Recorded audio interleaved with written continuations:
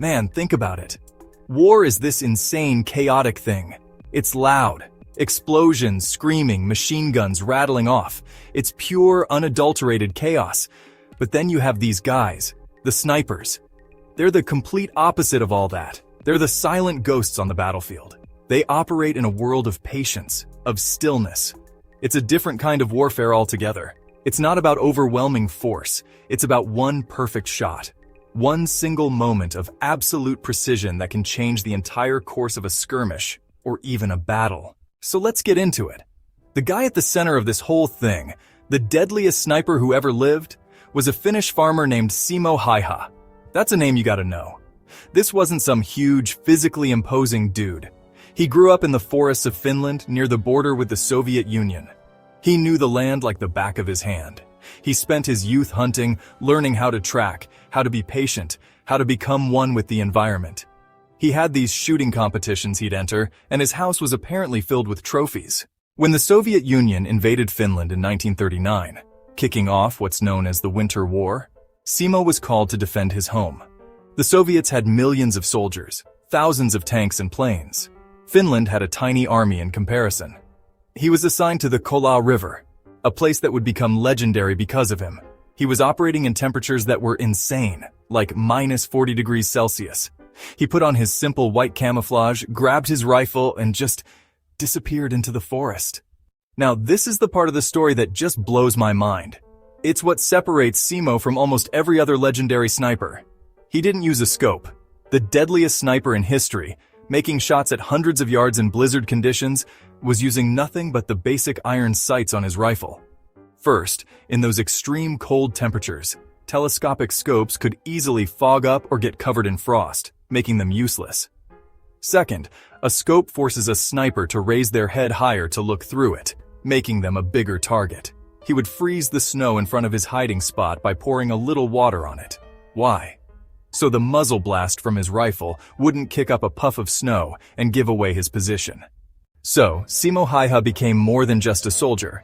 He became a symbol. For the Finnish people, he was honestly the embodiment of their sisu. The numbers are just crazy to think about. An average of over 5 kills per day. On Christmas Day, 1939, he had his single best day, with 25 confirmed kills. But for the Soviets, he was the exact opposite. He was a source of pure terror. They mounted massive counter-sniper operations specifically to find and eliminate him. They even carpet-bombed areas where he was thought to be operating. But nothing worked. The more they tried to kill him, the more his legend grew. On March 6, 1940, just days before the war ended, Simo's luck finally ran out. After months of eluding death and becoming a phantom in the eyes of his enemy, he was hit. It wasn't a sniper that got him, it was chaos. During a fierce close-quarters assault, a Soviet soldier fired at him with a submachine gun. A single explosive bullet struck Simo in the lower left jaw. His fellow soldiers found him, face down in the snow, missing half of his face. They thought he was dead. But somehow, against all odds, Simo Häyhä was still alive.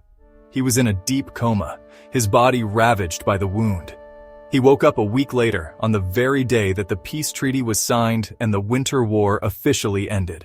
So, what happens to a legend after the war is over? This is where the story takes a turn into mystery. After his recovery, Simo Häyhä didn't seek the spotlight. He didn't write a bunch of books or go on a speaking tour. He did the exact opposite. He was granted a farm in a remote part of southeastern Finland, in a small village called Ruokolahti, and he just disappeared. He went back to the life he had before the war, the life of a quiet, unassuming man of the land. The world's deadliest sniper became a farmer and a moose hunter. When reporters or historians would track him down and ask him about being the White Death, he was often short and direct. He'd say things like, "I did what I was told to do." He vanished from the public eye and melted back into the Finnish forests he knew so well. So why are we still so fascinated by this story? It's because it has all the elements of a great myth. You have this unlikely hero, this small, quiet farmer who becomes the most effective killer in a massive war. He has a cool, terrifying nickname. He uses unconventional methods, like the iron sights, that seem impossible. He performs incredible feats, survives a fatal wound, and then, at the height of his fame, he just walks away from it all and disappears into the wilderness for half a century. You couldn't write a better story. His silence is the core of the mystery. Because he never really explained himself, we're left to fill in the blanks with our own ideas about heroism, trauma, duty, and peace. He was a ghost on the battlefield, and he chose to remain a ghost in the history books. A silent, enigmatic figure whose full story we will never truly know. And that's what makes him, and his legend, immortal.